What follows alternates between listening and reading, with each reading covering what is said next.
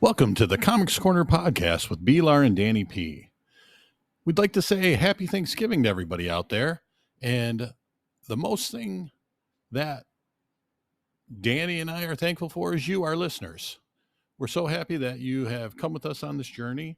We enjoy coming to you every week, bringing to you what we're reading and new books that are coming out.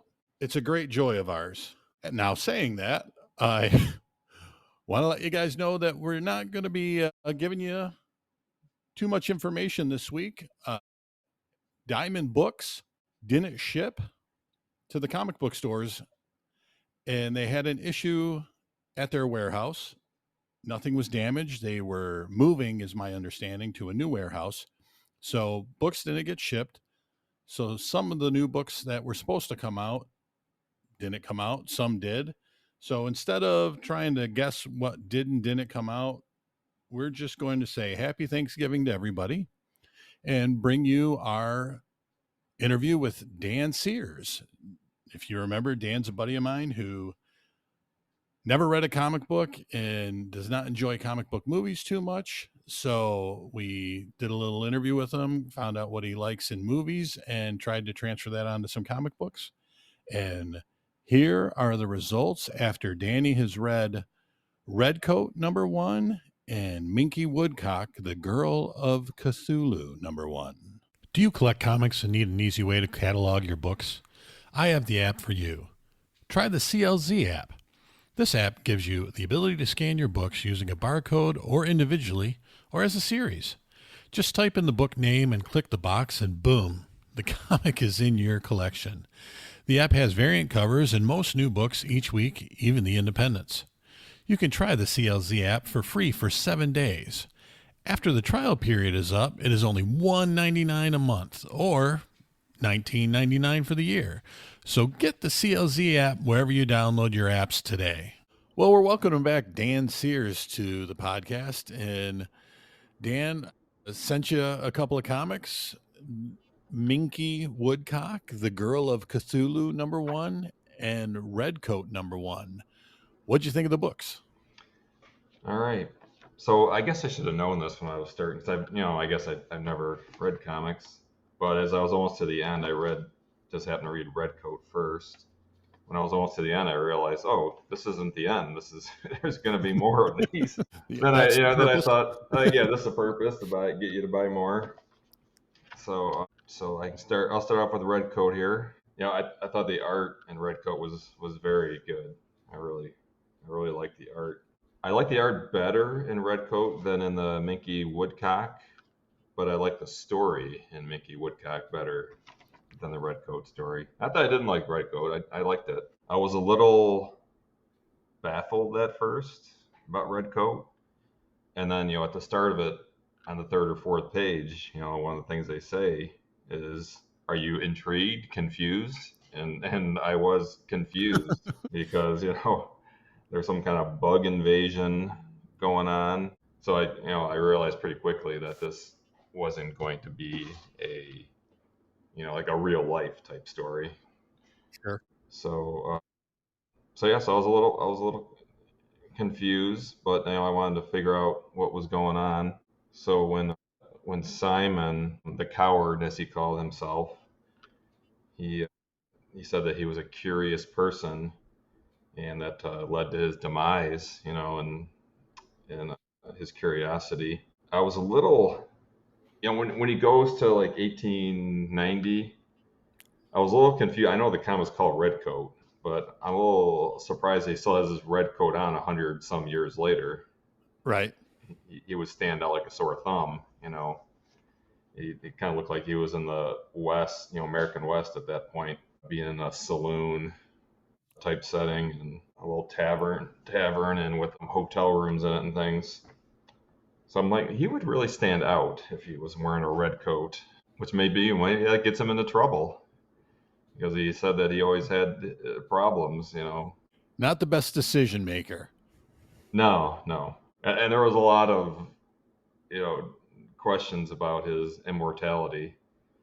It's like he said he died several times when he woke up and he wasn't buried, and he kind of freaked out and he suffocated. But I'm like, if he all of a sudden he was born again, would he just suffocate right away because there'd be no air down there? So Right. you just gotta, turn a blind eye to those kind of things.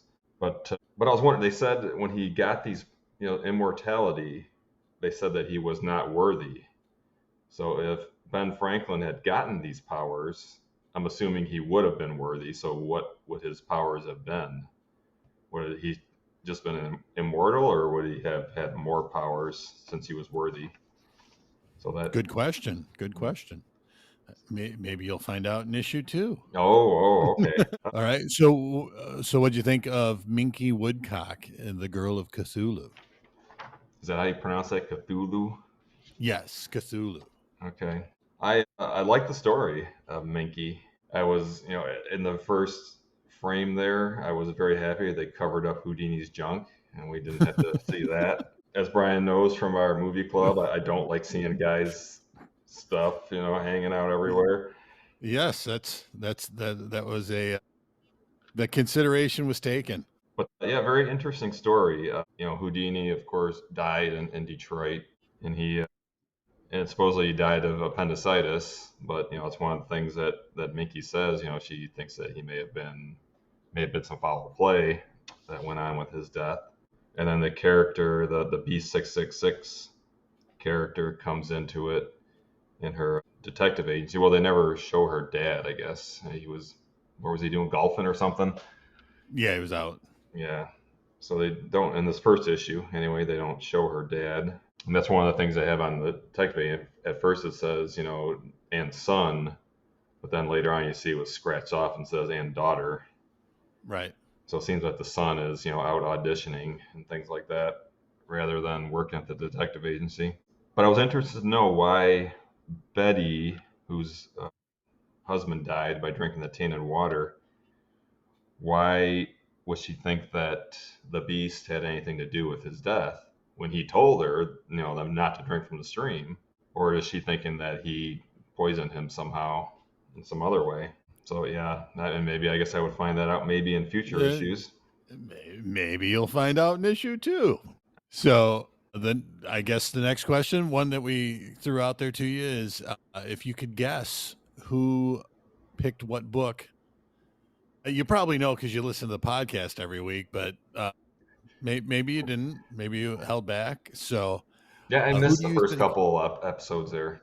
Gotcha. So who do you think picked which book for you?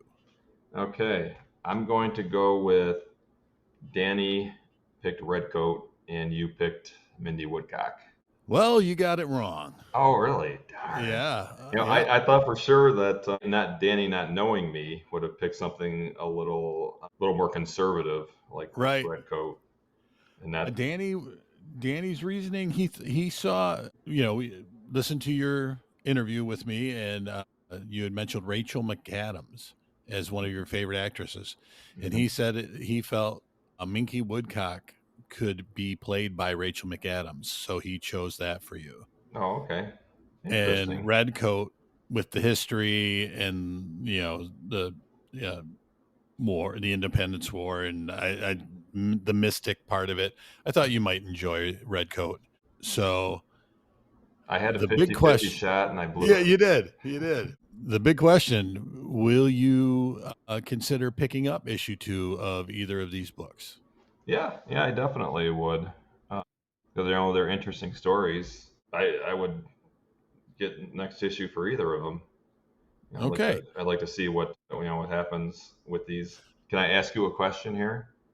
Sure. If I know the answer, I'll be happy to tell you. I mean, you can just say roughly, like the 2 books. How many more books are there, or is it still going on? Okay.